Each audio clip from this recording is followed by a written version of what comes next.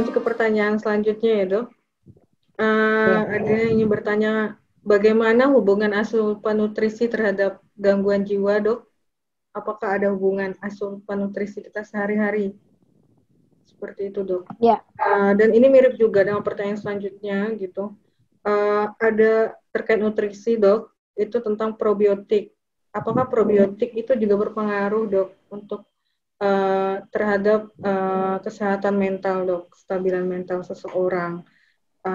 Karena ada dia membaca bahwa dianggap bakteri-bakteri yang ada di saluran pencernaan itu bisa menstabilkan neurotransmitter seperti itu, Dok. Bagaimana, Dok? Ya, sebenarnya salah satu cara menjaga kesehatan mental itu adalah healthy lifestyle ya. Jadi pola hidup sehat itu adalah salah satu cara untuk mencegah atau menjaga kesehatan mental kita. Nah, di dalam healthy lifestyle itu kenapa kok itu menjadi cara mencegah gangguan jiwa atau menjaga kesehatan mental kita? Karena kan kalau dia pola hidupnya sehat, kan tubuhnya homeostasis ya, tubuhnya seimbang gitu. Ya, sistem hormon, sistem kimiawi dan macam-macamnya itu seimbang gitu, sehingga dia akan terjaga gitu.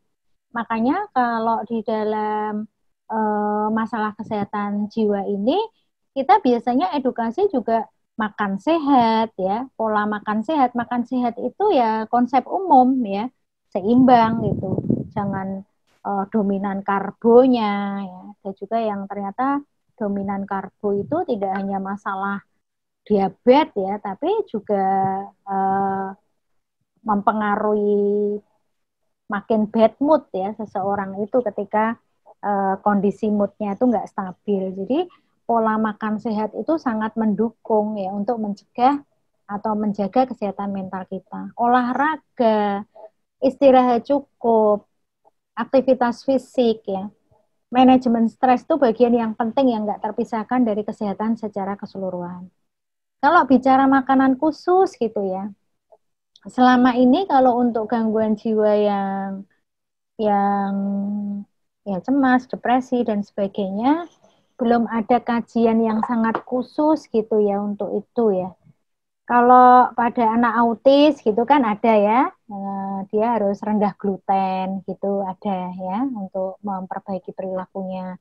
Pada anak-anak hiperaktif juga disarankan untuk rendah gula, rendah karbo gitu ya. Tapi kalau untuk yang lain-lain misalnya schizofren dan sebagainya itu belum ada kajian yang sangat intensif khusus gitu ya. Tetapi sebenarnya kalau secara nutrisi misalnya pisang itu serotoninnya tinggi ya. Kadar serotonin di pisang itu tinggi. Padahal depresi itu kan karena serotoninnya rendah. Terus apakah bisa depresi itu makan pisang gitu serotoninnya jadi tinggi? Nah, itu jalurnya cukup panjang gitu. Serotonin yang habis pada depresi itu ada di otak, di sistem saraf pusat.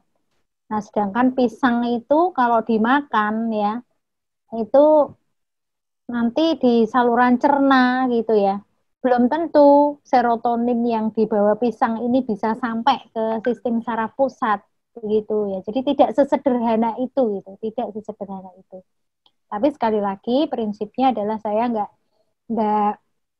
banyak belajar khusus ya tentang makanan. Tapi kalau secara umum kelihatannya kok tidak ada yang rekomendasi makanan khusus itu akan enggak. Tapi itu tadi ya prinsipnya makan seimbang ya. Diet tinggi karbo, tinggi gula itu enggak sehat tidak hanya pada fisik tapi juga pada masalah mental kita. Jadi kita kembali kalau masih sehat ya, kalau kita insya Allah dalam kondisi sehat kembali makan seimbang itu menjaga kita baik fisik maupun mental ya. Sedangkan tambahan-tambahan yang lain seperti probiotik dan sebagainya saya belum mengkaji secara khusus ya, belum membaca secara khusus untuk itu. Mungkin itu Mbak Alvira. Betul. Kalau saya ada membaca probiotik ini memberi terkait dengan tumbuh kembang otak ya pada anak, tapi masih dalam penelitian ya dok. Ya, biasanya memang kajian-kajian yang terkait diet itu banyak pada kasus-kasus anak ya, autis, hiperaktif gitu. Karena memang nanti berpengaruh di perilakunya biasanya.